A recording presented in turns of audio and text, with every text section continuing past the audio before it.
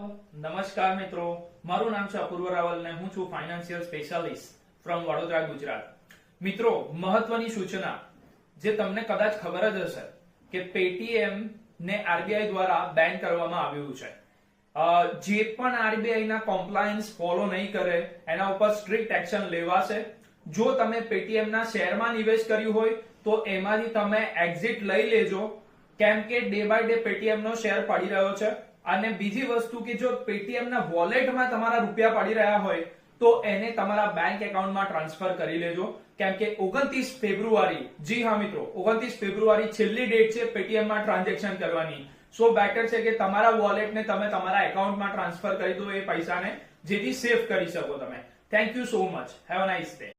નમસ્કાર મિત્રો, મારું નામ છે અપૂર્વ રાવલ ને હું છું financial specialist from Vadodara, Gujarat. મિત્રો, મહત્વની સૂચના જે તમને કદાચ ખબર